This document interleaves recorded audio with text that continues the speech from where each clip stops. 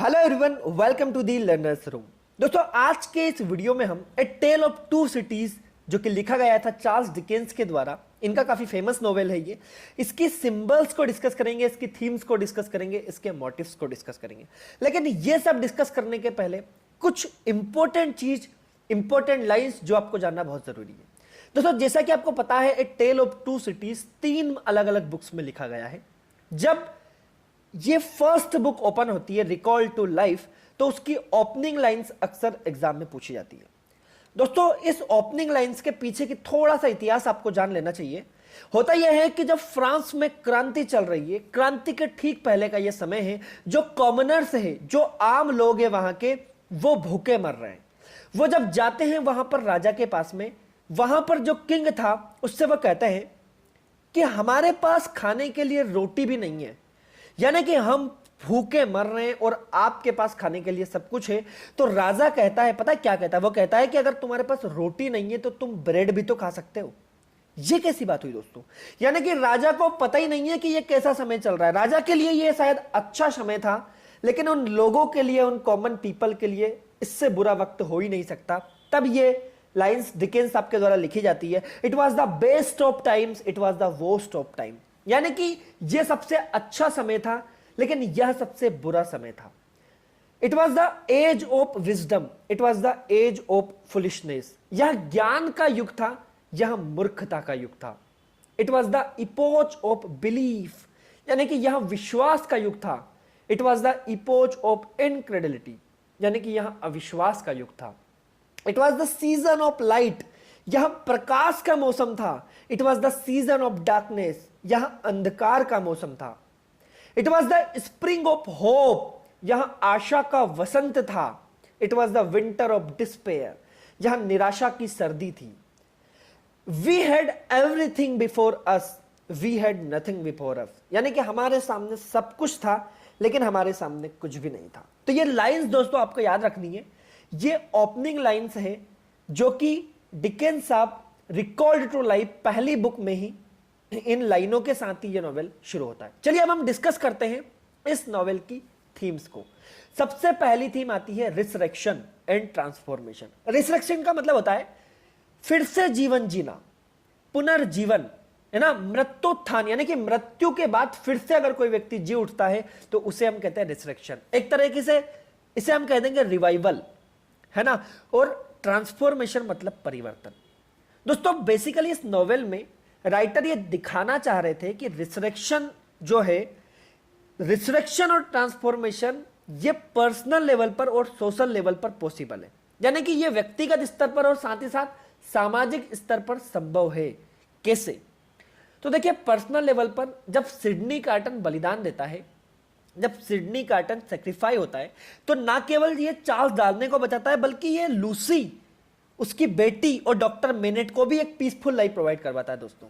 और ये हमें एक धारणा देती है क्रिस्ट लाइक रिसरेक्शन का। अब आप पूछेंगे सर ये क्रिस्ट लाइक रिसरेक्शन क्या होता है? तो ध्यान से सुनिए। देखिए, क्रिश्चियनिटी में एक कहावत है, एजन उनका एक बिलीफ है कि जब जीसस क्रिस्ट को हैंग कर दिया गया था, तो उस दिन को ये लोग गुड फ्राइडे के रूप में मनाते हैं, यानी कि गुड फ्राइडे के रूप में उस दिन को मनाया जाता है। और ईस्टर इज द डे जब वापस से रीबोर्न हुए थे। कौन? रीबोर्न, यानी कि बोर्न अगेन, वापस से जब जीसस क्रिस्ट जो है, जीसस क्राइस्ट जो है कि रीबोर्न हुए थे, उनका रीबर्थ हुआ था, और we can say that he came back to life again. तो वहीं पर दिखाया गया है कि सिडनी ने जब चार्ल्स और लूसी की लाइफ को बचाया है, तो he gave new life to Charles and Lucy, यानी कि उसने रिसरेक्शन के माध्यम से उसने फिर से एक नया जीवन दिया है। किसको? लूसी को और चार्ल्स को। फिर से जी उठने का उनका ये जीवन जो है, इसका कंपैरिजन किया गया है यहां पर, यानी कि यहां पर सेक्रीफाई को दिखाया गया है। किसके? सिडनी कार्टन के। और उसी को दोस्तों हीरोइज्म का एक आइकन भी बना है। तो ये हम पर्सनल लेवल पर कह सकते हैं रिसरेक्शन, यानी कि फिर से जी उठने का जो मन है, फिर से जी उठने की जो कला है, ये प्रोवाइड हुई थी किसको? चार्ल्स डार्ने को ये जीवन दान दिया गया था सिडनी कार्टन के द्वारा। और साथ ही साथ लूसी को भी ये जीवन दान मिला है, क्योंकि अगर लूसी के हस्बैंड की डेथ हो जाती, लूसी के हस्बैंड का अगर एग्जीक्यूशन हो जाता, तो लूसी का तो जीवन संघर्षमय बीतता। दोस्तों अब अगर हम सोशल लेवल पर बात करें तो जब ये सब हुआ था ऑलमोस्ट तब फ्रेंच रेवोल्यूशन खत्म हो गया था। तो सिडनी कार्टन के सेक्रीफाई के साथ ही ये माना जाता है कि जो पीस है सोसाइटी में, यानी कि बेटर सोसाइटी का जो ड्रीम था लोगों का, वो स्टेब्लिश हो गया था, यानी कि फाइनली वो पूरा हो गया। क्योंकि after French revolution working class और एरिस्टोक्रेट्स के बीच का जो गैप था ना, वो गैप धीरे धीरे खत्म हो रहा था। वो गैप धीरे धीरे एक ब्रिज के माध्यम से खत्म हो रहा था, और वो ब्रिज था पीस का, शांति का, होप का, प्यार का। ये ब्रिज था दोस्तों। और आप देखते भी है कि सिडनी कार्टन जो है उसे तो स्टार्टिंग से पतन नहीं था। उसकी फैमिली के लोग जो कि अत्याचार करते थे, जो कि एट्रोसिटीज करते थे इन लोगों पर, इसीलिए तो वो लंदन भाग कर आ गया था। तो यहां पर राइटर कहना चाहता है कि हिंसा के बाद एक बेटर समाज का मार्ग यानी कि प्रशस्त करेगी ये रिवॉल्यूशन, और ऐसा होता भी है। हम देखते हैं कि जो डॉक्टर मेनेट है उनका भी रिसरेक्शन हुआ है, उनकी लाइफ का भी रिसरेक्शन हुआ है। कैसे? देखिए, रिकॉल्ड टू लाइफ, पहले तो टाइटल से ही पता चल रहा है, यानी कि मेनेट 18 साल तक उस जेल में रहे हैं, और जेल में उनकी जो जीवन है वो डेथ के समान है, मरे हुए व्यक्ति के समान ही वो रहे हैं क्योंकि वहां पर।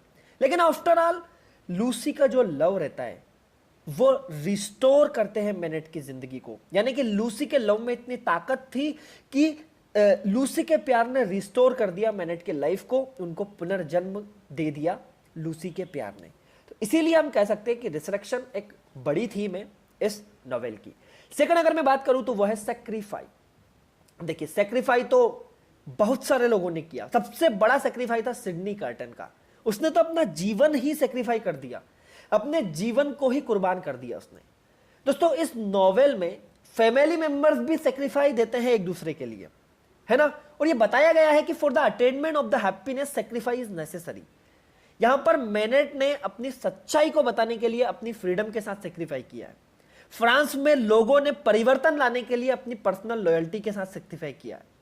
समझ रहे हो आप? डार्ने ने अपनी फैमिली को सेक्रीफाइस किया है, क्योंकि डार्ने तो एक बहुत ही बड़े अमीर घराने से आता था, एवरमोंट फैमिली से, लेकिन फिर भी उसने अपनी फैमिली को सेक्रीफाइस किया। इसी तरह चार्ल्स डार्ने को जब दूसरी बार गिरफ्तार किया जाता है तो होता यहां पर यह है कि गार्ड से कुछ कानाफूसी करते हैं डॉक्टर मेनेट, यानी कि डॉक्टर मेनेट बचाने की कोशिश करते हैं चार्ल्स डार्ने को। तो गार्ड कहता है कि डॉक्टर साहब आप क्या कर रहे हैं, आप अपने पर्सनल बेनिफिट के लिए, पर्सनल इंटरेस्ट के लिए आप अगेंस्ट जा रहे हैं स्टेट के इंटरेस्ट के, यानी कि आप लोगों के बारे में तो सोचिए। वो याद दिलाता है, और इसीलिए फिर डॉक्टर मेनेट जो है वो नहीं छोड़ा पाते हैं। यहां पर अगर मैं बात करूं मैडम डिफार्ज की, तो मैडम डिफार्ज का भी एक बहुत ही खतरनाक सेक्रीफाइस है इस पूरे के पूरे नोवेल में, हम देखते हैं। लेकिन जो सबसे मोस्ट इंपॉर्टेंट सेक्रीफाइस है वो है सिडनी कार्टन का। सिडनी कार्टन जिसने सेक्रीफाई कर दिया सब कुछ, अपना जीवन दांव पर लगा दिया लूसी के लिए। तो ये सेक्रीफाई भी एक थीम बनती है इस नॉवेल की। थर्ड है ऑपरेशन एंड रिवॉल्यूशन। ऑपरेशन का बेसिकली मतलब होता है उत्पीड़न, एट्रोसिटीज जो की थी किसने? एरिस्टोक्रेट्स ने कॉमनर्स के ऊपर। और रिवॉल्यूशन का मतलब होता है क्रांति। डिकेंस बताते हैं कि कैसे फ्रांस के शासकों के उत्पीड़न ने जनता में क्रोध को बढ़ावा दिया, और उसके रिजल्ट के रूप में हम इस फ्रांस रिवॉल्यूशन को देखते हैं, है ना। इस प्रोसेस को उन्होंने बताया है जो मार्क्सिस्ट सेंट एवरमोंट का जो चरित्र है उसके माध्यम से इसको बताया गया है कि आम लोगों के साथ उसका कैसा व्यवहार था। उसने एक बच्चे को मार दिया और उससे शर्मिंदगी भी नहीं हुई, यानी कि वो बिल्कुल भी शर्मिंदा नहीं है। तो ये जो चक्र है ना दोस्तों, उत्पीड़न और क्रांति का, ये केवल तभी टूट सकता है जब दया, करुणा और जस्टिस लोगों के अंदर आए। तो इस कहानी का, इस नॉवेल का एक थीम बनता है ऑपरेशन एंड रिवॉल्यूशन। नेक्स्ट हमारा आता है सीक्रेसी एंड सर्विलेंस, गोपनीयता और निगरानी। दोस्तों, कहानी में हर कैरेक्टर का अपना एक अलग ही सीक्रेट है। डॉक्टर मेनेट का सीक्रेट यह है कि वो खुद ही भूल जाते हैं कि इतिहास को उन्होंने एक पन्ने में, एक पत्र में, एक लेटर में लिखा है, और वो लेटर आगे चलकर उनका जो उनकी बेटी का जो पति होता है ना, उनका जो दामाद होता है, उसी की डेथ का कारण बनता है। चार्ल्स डार्ने का पास्ट कितना बड़ा सीक्रेट है। चार्ल्स डार्ने जो कि इतनी बड़ी एवरमोंट फैमिली से आता था, उसका अपना एक अलग ही सीक्रेट है। मैडम डिफार्ज का अपना एक सीक्रेट है। मैडम डिफार्ज अंडरग्राउंड एक्टिविटीज करती रहती है पूरे नॉवेल में चार्ल्स डार्ने को सजा दिलवाने के लिए। तो दोस्तों ये सारे के सारे सीक्रेट्स हैं। एक सीक्रेट है दोस्तों, फ्रांस में एरिस्टोक्रेट्स और कॉमनर्स दोनों लोगों के जो गुप्तचर है, स्पाई है उनका, यानी कि दोनों लोगों के अपने अपने गुप्तचर थे। इनको सूचना इधर से उधर मिलती रहती थी कि उनके दुश्मन क्या कर रहे हैं, लेकिन वो एक सीक्रेट ही रहता है। तो दोस्तों अल्टीमेटली ये नोवेल हमें क्या दिखाता है कि तुम हमेशा लोगों के बारे में सब कुछ नहीं जान सकते। केवल प्रेम और विश्वास ही दो ऐसी चीजें हैं जो दो इंडिविजुअल्स के बीच का जो गैप है ना, उसको एक ब्रिज के माध्यम से फील कर सकता है। तो चलिए, ये था हमारा थीम्स। नेक्स्ट थीम की अगर मैं बात करूं तो वो आती है जस्टिस। दोस्तों नॉवेल में जो इम्प्रिजनमेंट और कोर्ट ट्रायल है ना, वो जस्टिस को रिप्रेजेंट करते हैं। यानी कि जो कानून प्रणाली है, वो कानून प्रणाली का बेसिकली मकसद होता है जनता को न्याय प्रदान करना। लेकिन जेल और अदालतें ज्यादातर समय इनोसेंट जो लोग होते हैं ना, जो निर्दोष लोग होते हैं, उन्हीं को पनिश करने में लगी रहती है। क्योंकि कानून प्रणाली, न्याय प्रणाली जो है कि विफल रही है लोगों का भरोसा जीतने में, इसलिए व्यक्ति इसके चक्कर में पड़ना ही नहीं चाहते। हम देखते भी हैं कि जो गेस्पार्ड नाम का कैरेक्टर है, उसके बेटे की जब डेथ हो जाती है तो वो कोर्ट में ना जाकर खुद मर्डर करना उचित समझता है एवरमोंट का। वो चाहता तो कोर्ट में भी जा सकता था, लेकिन उसे पता है कि ये जो अमीर लोग हैं ना, पैसे वाले, इनका कुछ नहीं हो सकता, इन्हें जुडिशरी भी पनिश नहीं करेगी, इन्हें कोर्ट भी सजा नहीं देगा। इसीलिए उसने खुद की जिंदगी बर्बाद कर ली उसका मर्डर करके। यानी कि हम देखते हैं गेस्पार्ड को भी पकड़ लिया जाता है और उसका भी मर्डर हो जाता है। तो ये जस्टिस को यहां पर दर्शाया गया है। नेक्स्ट अगर मैं बात करूं मैडम डिफार्ज की, तो मैडम डिफार्ज भी कितनी खतरनाक साजिश रचती है चार्ल्स डार्ने से बदला लेने के लिए। वो चाहती तो कानून प्रणाली के माध्यम से बदला ले सकती थी, वो जो है कि पूरा का पूरा लीगल रास्ता अपना सकती थी, लेकिन उन्हें भरोसा था, उन्हें भरोसा था अपने आप पर, उन्हें भरोसा नहीं था कानून पर, जस्टिस पर। उन्हें यह पता था कि एवरमोंट की संपत्ति और शक्ति के खिलाफ कोई भी खड़ा नहीं हो सकता। इसीलिए दोस्तों हम देखते हैं इस नोवेल में कि जस्टिस पर लोगों का भरोसा ही नहीं है। नेक्स्ट अगर मैं बात करूं क्लास की, तो क्लास यहां पर बात हो रही है एलाइट क्लास या एरिस्टोक्रेट क्लास की और कॉमनर्स की, जो गरीब लोग हैं, जो लोअर मिडिल क्लास हैं, जिनके पास खाने के लिए कुछ नहीं है। ये लड़ाई पूरी उन दोनों के बीच में छिड़ी है। दोनों एक दूसरे को सप्रेस कर रहे हैं, दोनों एक दूसरे को दबा रहे हैं, है ना। पावर का जो नशा है एरिस्टोक्रेट्स का, वो इतना ज्यादा है कि वो सब कुछ भूल गए। कहानी में हम देखते हैं दोस्तों, जब फ्रेंच रिवॉल्यूशन होता है तो फ्रेंच रिवॉल्यूशन के टाइम पे जो कॉमनर्स है, जो आम आदमी है, वो एरिस्टोक्रेट्स को मार रहे हैं, काट रहे हैं, सभी को भगा भगा कर जेलों में बंद करवा रहे हैं। क्यों? क्योंकि उन्होंने अत्याचार को पहले सहा है।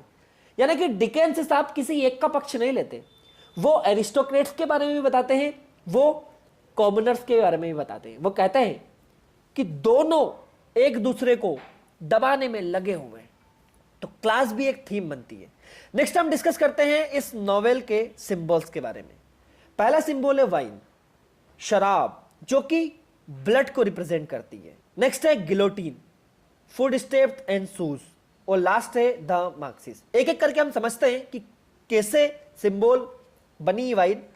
दोस्तों होता यहां पर यह है कि मैडम डिफार्ज की दुकान के बाहर एक कंटेनर होता है जिसमें शराब रखी होती है, वो फूट जाता है, वो ढुल जाता है। तो उसमें जितनी भी शराब थी वो सारी की सारी ढुल गई। अब होता यहां पर यह है कि जो फ्रांस में फ्रेंच रिवॉल्यूशनरी है, वो सभी लोग उस शराब को पीने के लिए लग गए। यानी कि जो फ्रीडम फाइटर थे वो कब बिल्कुल जानवरों की तरह उस शराब को चाटे जा रहे हैं अपने हाथों से, उन्हें पता ही नहीं है। उन्होंने पूरे मुंह को लाल कर लिया है, लाल उस शराब का कलर था, उन्होंने पूरे मुंह को लाल कर लिया है शराब ऐसे पीने में। रोड पर खड़े होकर, रोड पर बैठकर, लेटकर वो उस शराब को चाट रहे हैं। वो बिल्कुल वाइल्ड बीस्ट बन जाते हैं, उन्हें पता नहीं है वो हर किसी का मर्डर वहां पर कर रहे हैं।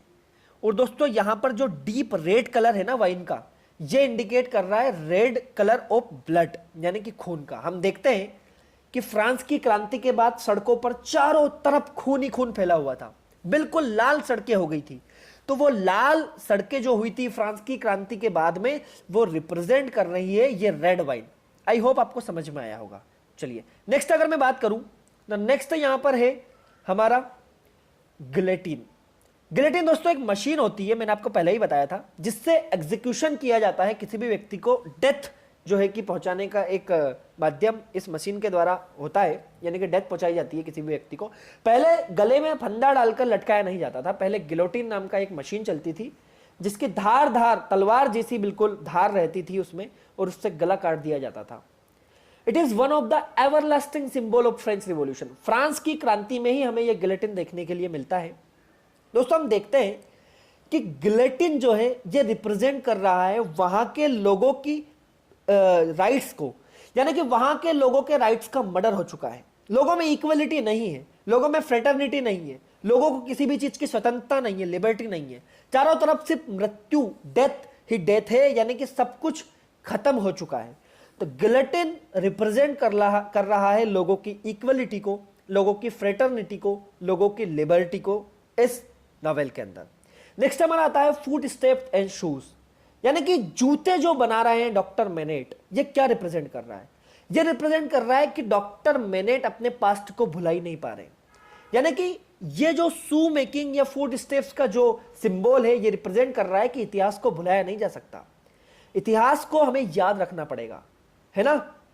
इनविटेबल पास्ट, यानी कि भुला नहीं सकते। Shoe are the symbol of the inevitable past, है ना। हम यहां पर देखते हैं कि डॉक्टर मेनेट जिन्होंने 18 सालों तक जूते बनाने का काम किया है, उस किले के अंदर जब ये कैद थे तो ये जूते बनाने का काम करते थे, और ये देखते हैं कि आगे जब इनको पता चलता है असलियत की, चार्ल्स डार्नी का असली नाम चार्ल्स एवरमोंड है, तो ये फिर से जूते बनाने लगते हैं। तो दोस्तों ये भी एक सिंबल है। लास्ट है the Marxist. The character of Marxist and Evremonde is an archetype of weak and corrupt social institution, यानी कि उस समय पर कितना करप्ट सिस्टम था ये दर्शाता है इस व्यक्ति का कैरेक्टर। ये एक्सप्लॉइट करता है लोगों को, पीजेंट को, जो कि कंप्लीटली गलत है। हमें पता है ये एक सिंबल है ब्रूटल एरिस्टोक्रेट और क्रूएलिटी का, यानी कि इतना ज्यादा अत्याचार ये लोगों पर करते हैं, उनकी जिंदगी का कोई महत्व ही नहीं रह जाता है ना। तो पीजेंट इसके खिलाफ रिवोल्ट कर देते हैं। तो ये 4 सिंबल्स आपको ध्यान रखने थे। नेक्स्ट हम बात करते हैं मोटिव्स की। देखिए दोस्तों, पहला मोटिव है डबल्स। डबल्स मतलब होता है दोहरा, दो। तो दोहरी चीजें कब कब हो रही है इस नोवेल में? इस नोवेल में ऑलमोस्ट मैक्सिमम चीजें दोहरी हो रही है दोस्तों। सबसे पहले तो इसका नाम ही देख लीजिए, टेल ऑफ 2 सिटीज, यानी कि 2 शहरों की कहानी, लंदन एंड पेरिस। तो ये दोहरी चीज हो गई।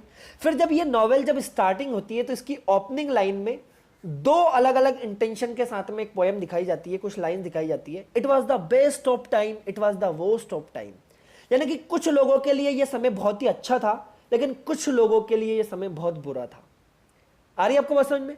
तो ये डबल्स को रिप्रेजेंट कर रहा है। The plot of the story is based on 2 cities, मैंने अभी आपको बताया। द 2 इंपॉर्टेंट फीमेल कैरेक्टर, इसमें 2 ही इंपॉर्टेंट फीमेल कैरेक्टर बताए गए हैं जो कि एक दूसरे के बिल्कुल अपोजिट है। पहली है मैडम डिफार्ज, जो कि इतनी बुरी है, जो घृणा करती है, नफरत करती है इस पूरे के पूरे नॉवेल में। लेकिन वहीं पर एक लूसी भी कैरेक्टर है जो प्यार करती है, जो स्नेह करती है दोस्तों। Dickens does not compare the, Dickens ने सिर्फ कंपैरिजन ही नहीं बताया है 2 लोगों का, उन्होंने 2 लोगों को एक साथ भी बताया है। कैसे? उन्होंने बताया है कि सिडनी कार्टन और चार्ल्स डार्ने ये दोनों एक ही व्यक्ति है, यानी कि एक ही जैसे दिखते हैं ये दोनों, है ना। एक व्यक्ति नहीं है, ये दोनों एक जैसे दिखते हैं। And he also create the twins, यानी कि इन दोनों के बारे में इन्होंने बताया है कि 2 बार सिडनी कार्टन ने चार्ल्स डार्ने को बचाया है। और चार्ल्स डार्ने जो है ये इसके लाइफ जो है ये सिर्फ इसका हमशक्ल सिडनी कार्टन था, इसीलिए बचती है दोस्तों। Carton saves the life of Sidney twice by taking advantage of his resemblance to Charles Darnay, ये हम देखते हैं इस नॉवेल में। सेकंड इसका मोटिव जो है वो है इम्प्रिजनमेंट। दोस्तों यहां पर the character of the novel are struggling against some sort of imprisonment. In the case of doctor Manette and Charles Darnay the struggle is evident as they are kept in prison in the jail of Paris. इन लोगों को Paris में रखा जाता है, किस किस को? डॉक्टर मेनेट को और चार्ल्स डार्ने को वहां पर बंद कर लिया जाता है। The struggle is evident as they are kept in prison on the jail in Paris. However the novel also suggest that past memory also serve as the function of prison. Dr. Menet cannot get over his memories of the torturing past he spent in prison. Similarly, Sidney Carton spends much of his life thinking of harsh memory of the past. यानी कि imprisonment दिखाता है कि past की जो memory है ना, past की मेमोरी बार बार याद आती है डॉक्टर मिनेट को, पास्ट की मेमोरी बार बार याद आती है सिडनी कार्टन को। तो दोस्तों ये था आज का ये वीडियो, इसमें जिसमें हमने थीम्स को डिस्कस करा, हमने मोटिव्स को डिस्कस करा, हमने सिंबल्स को डिस्कस करा। आज के लिए बस इतना ही, मिलते हैं अब नेक्स्ट वीडियो में, तब तक के लिए ख्याल रखिए अपना।